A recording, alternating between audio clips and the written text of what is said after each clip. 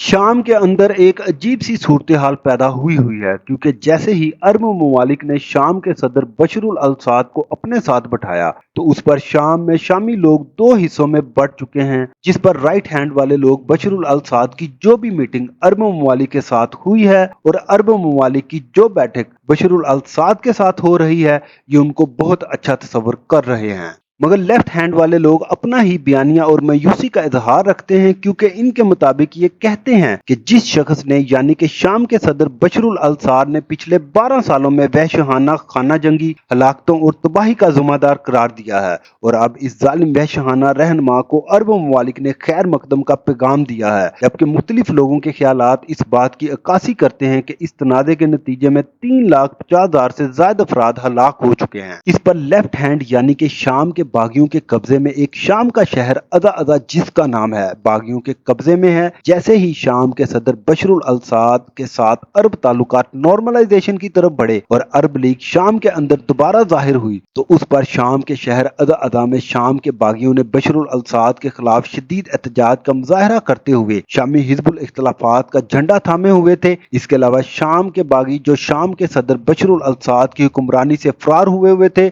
उन्होंने शाम के जेर कब्जा शुमाली इलाके में पनाह ली हुई है, जिस पर अबू अहमद मुसरान ने कहा कि अरब रियासतों ने एक दहशतगर्द का खैर मकदम किया है जिसने घरों को तबाह करने और लोगों को भागने पर मजबूर करने के लिए हर किस्म के हथियार इस्तेमाल किए थे। अबू अहमद मुसरान ने मजीद तुर्की सरहद के करीब शिमाली मगरबी कस्बे उत्मा में बेघर होने वाले शामियों से खिताब करते हुए कहा कि अरब ममालिक किस तरह अपने हाथ गंद में डाल सकते हैं, किस तरह अपने हाथों को गंदा कर सकते हैं। इसके बाद मुस्तफा अबू खालिद ने उत्मा में बेघर अफराद के लिए कायम कैंप में खिताब करते हुए कहा कि अरब रियासतों ने असद को अपने साथ बैठने की दावत दी थी क्योंकि इनकी हुकूमत ने 10 लाख बच्चों 10 लाख बापों और 10 लाख नौजवानों को हलाक किया था। उन्होंने कहा कि वो हमारे कैदियों को रहा करें और हमें हमारे घरों को वापस भेज दें इससे पहले कि वो असद को अरब लीग में वापस लाने और इनके साथ मसाहलत करने के बारे में सोचें। अब अगर हम बात राइट हैंड की करें जिस पर सबसे पहले असद के इक़्तिदार के मरकज दमिश्क में खिताब करते हुए नईम इब्राहिमी ने कहा,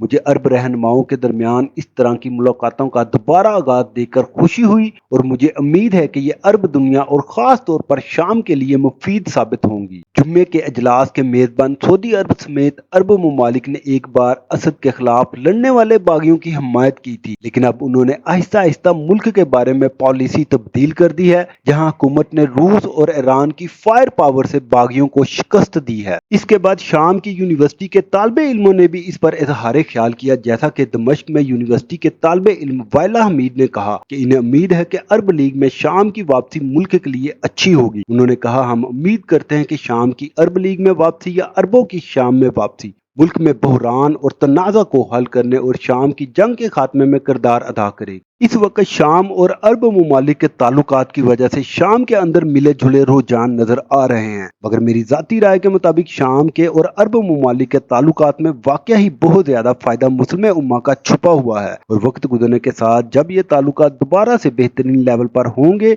तो दुश्मन को शिकस्त का सामना करना ही पड़ेगा। हम आपके लिए इसी तरह की इंफॉर्मेटिव वीडियो लेकर आते हैं, तो लिहाजा साथ जुड़े रहने के लिए गुलशन इंटरनेशनल न्यूज उर्दू चैनल को सब्सक्राइब करना ना भूलें और कमेंट्स में अपने ख्याल का इजहार जरूर करें।